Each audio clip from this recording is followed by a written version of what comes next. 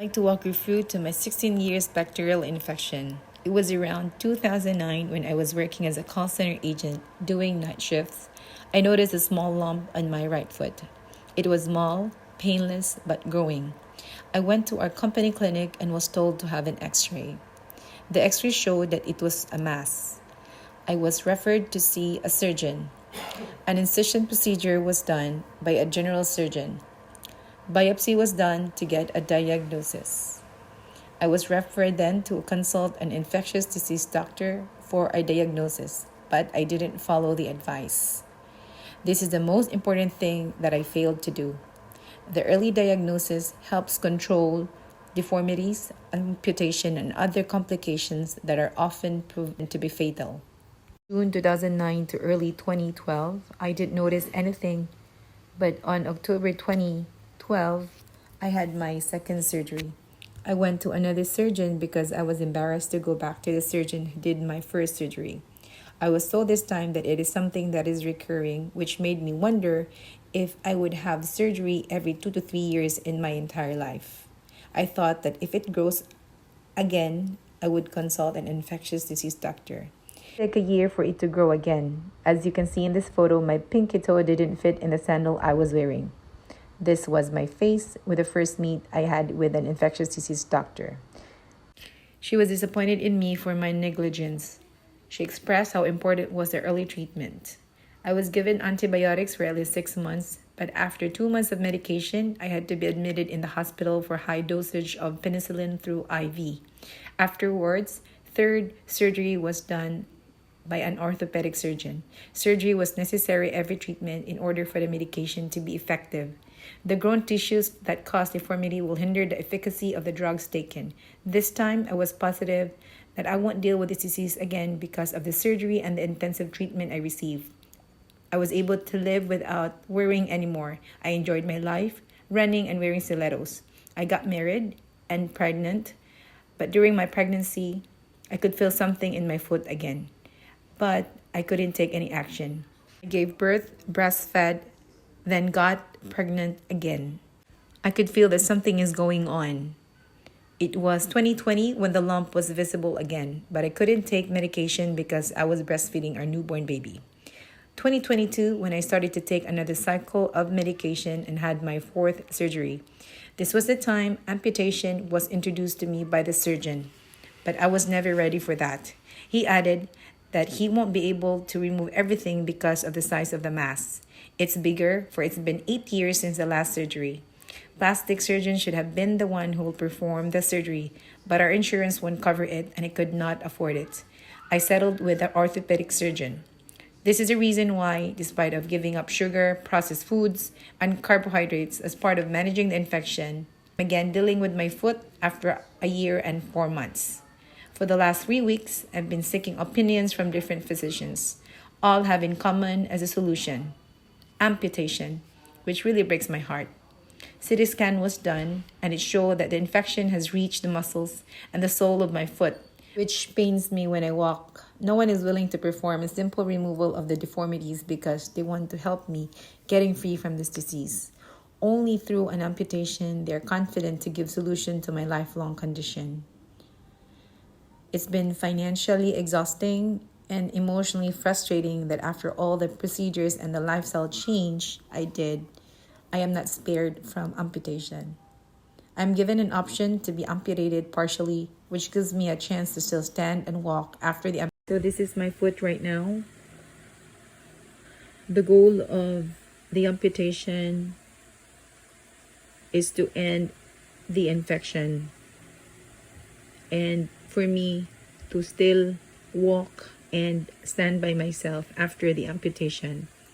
Instead of cutting here, surgeon or an orthopedic surgeon will just cut here, going there, or wherever the infection has reached.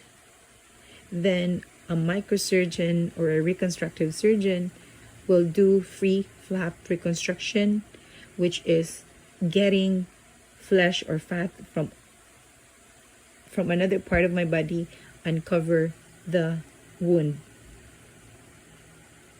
This way, I will still be able to stand and walk by myself. And this should be done less than a month from now,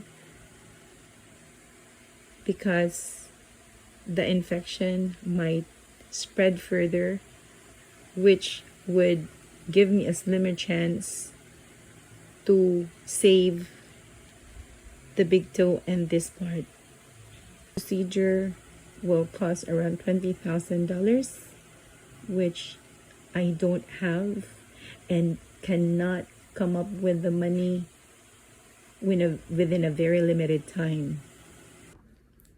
I believe God has given and even allowed this disease to be in my body, not because He's punishing me or to harm me, but to spare me.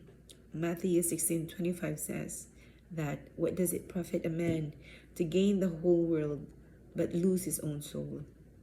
What does it profit me if I have complete toes, if I have limbs, if I have perfect foot, or no illness, or no disease, but I'm not His child?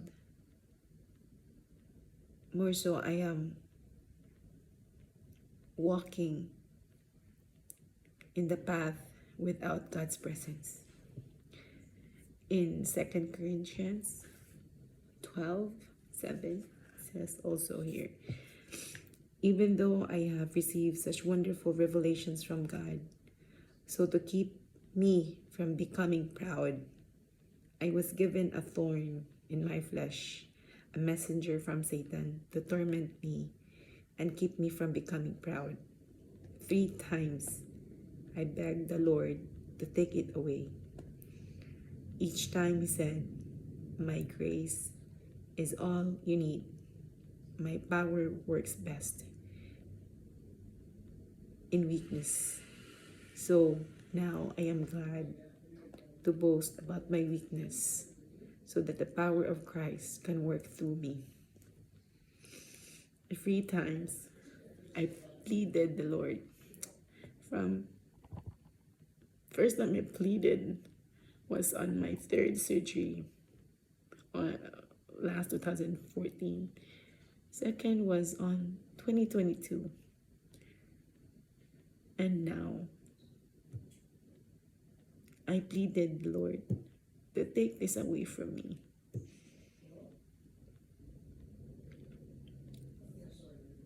I pleaded the Lord to take it away from me. The way how I imagine it is that God will allow me to still have my foot, or no amputation will be done. But I'm given, He keeps on answering me that amputation does not end my life. I cry. It's painful. Especially, it's painful, but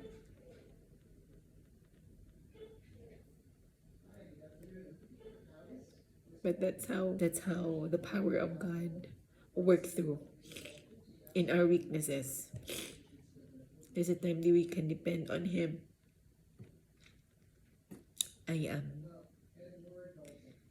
Even though that I cry, I am positive that I will be fine after. I am looking forward on the day that this infection will leave my body, will leave my foot. I might lose part of my foot or even my foot, but the gains that I benefit from giving up my foot are far greater than what I will be giving up. Through this journey, I have been transformed in many aspects that will give glory to Him, to honor Him. My personality, my character has been shaped. My faith has been tested and challenged. helped me to understand more about the salvation that I receive through Jesus Christ. This is my story with Actinomycetoma, the thorn in my flesh.